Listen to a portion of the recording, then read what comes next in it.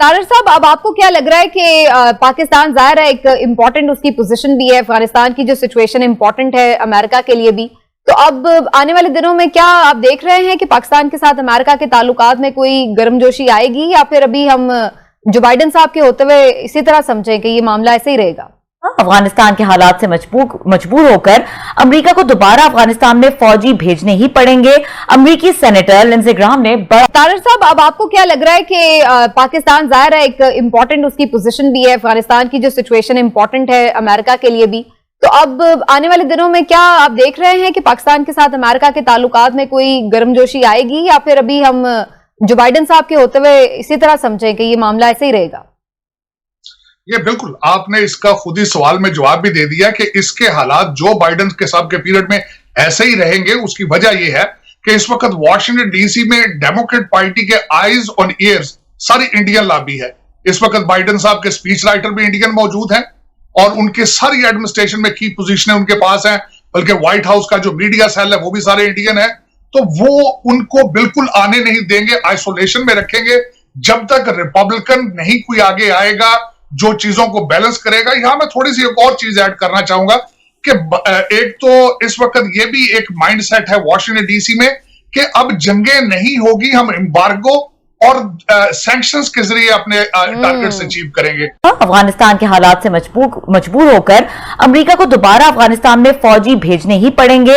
अमेरिकी senator Lindsey Graham ने बड़ा दावा कर दिया। अब जब तालिबान काबिज हो गए, उनकी हुकूमत भी कायम हो गई, तो अब इसके बाद भी कुछ होगा, यहां तक होगा कि अमेरिका को दोबारा आना पड़ेगा। अमेरिका, इंडिया और उसके बाद रशिया, अगर रशिया को भी उसका प्रॉपर हिस्सा ना मिला तो ये तीनों मिलके फिर दोबारा अफगानिस्तान के अंदर अपने इंटरफेरेंस शुरू करेंगे तालिबान के लिए और पाकिस्तान के लिए, दोनों के लिए मुश्किलात का एक दौर शुरू हो जाएगा, नया दौर। खास तौर पर आपको ये बताती चलूं कि अमेरिका से Lindsey Graham, senator Lindsey Graham और इसके बोरिस जॉनसन यूके से, उन्होंने कुछ बयान दिए और जिसमें कहा गया कि अमेरिका को वापस अफगानिस्तान जाना पड़ेगा। फिर अगर हम पंजशेर वादी की बात करें अफगानिस्तान में, तो वहां पर पाकिस्तान के DGISI जनरल फैज हमीद भी गए हुए थे और बहुत सी जो है वो बातें उसमें सामने आई जिसमें कि ये बता दिया गया कि हाँ उनकी मुलाकात हुई है। तर्जुमान जो है तालिबान के। एज ए पाकिस्तानी अभी हम कहां खड़े हैं, लेकिन सबसे पहले बताऊंगा कि अब तक जब से तालिबान ने किया है तो पाकिस्तान के साथ क्या हो रहा है। सबसे पहले तो मैं बताना चाहूंगा कि हमारे 2 फौजी जवान जो है वो शहीद हो चुके हैं। उसके बाद जो अभी रिसेंटली डेवलपमेंट जो हो चुकी है, जो कि बहुत ही तशवीशनाक है, वो TTP का जो उन्होंने क्लेम किया है कि वो उन्होंने 32 हमले अकॉर्डिंग उनके मुताबिक 32 हमले कर चुके हैं और उन्होंने 25 लोगों को मारने की भी जिम्मेदारी कबूल कर ली है। बल्कि इसमें जो आपने फरमाया लिया कि हमारे तालिबान की क़यादत ने इंटरव्यू भी एक दिया है और उन्होंने एडमिट किया है कि वहां पे मीटिंग हो चुकी है और उस मीटिंग में डिस्कशन क्या थी, वो भी TTP के हवाले से, जो पाकिस्तान के जो खदशात हैं जो उनके इसी के हवाले से उनकी भी स्टेटमेंट थी। उसके बाद मैं ये बताऊंगा कि तालिबान की तरफ से अभी किसी भी TTP के हमले की मजम्मत नहीं आई। एक तो ये पॉइंट में एक बड़ा काबिल फिक्र है।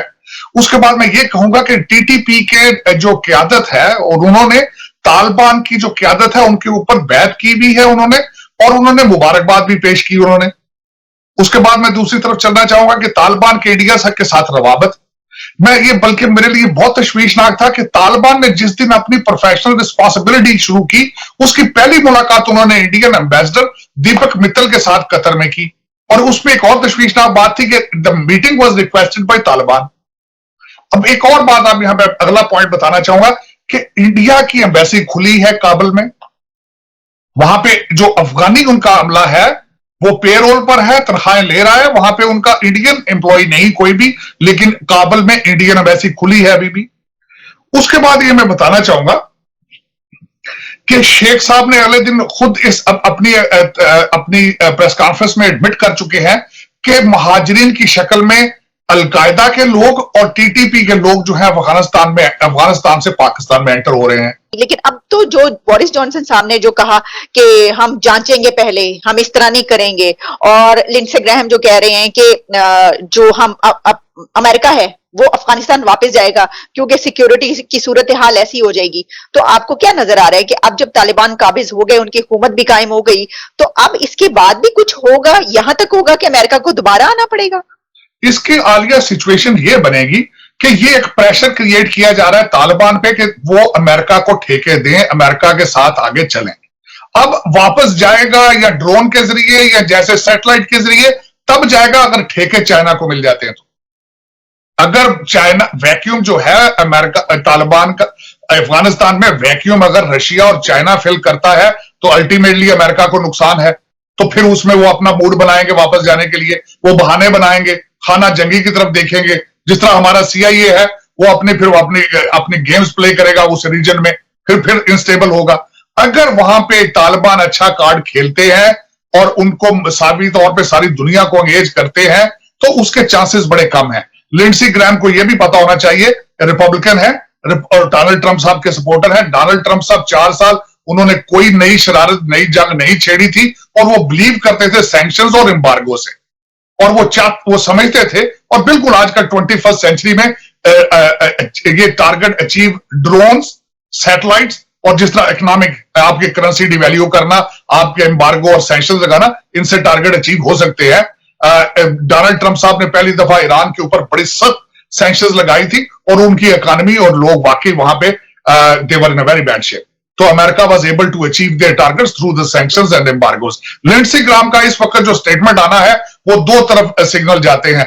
एक तो ये बताना कि जो डेमोक्रेट है उनकी इनखला की पॉलिसी फेल थी, एक तो वो प्रेशर, और दूसरा तालिबान पे प्रेशर क्रिएट करना कि अगर आप हमारे अमेरिकन इंटरेस्ट के साथ ना चले तो then the consequences will be serious. तो आप ये समझते हैं कि ये फिर इसका मतलब ये कि जो सूरत हाल नजर ये आ रही है कि चाइना के डर से तो ऐसा हो सकता है कि अमेरिका जो है वापस है, और जाहिर है जो इस वक्त सारी पस मंजर हमारे सामने उसमें तो चाइना तो पूरी तरीके से फायदा उठाने की कोशिश कर रहा है। जिस तरह आप जानते हैं कि तालिबान का ये बयान आया कि सीबैक पे हमें भी शामिल किया जाए, उन्होंने चाइना से ये कहा कि हमारी तरफ भी जो है लाया जाए।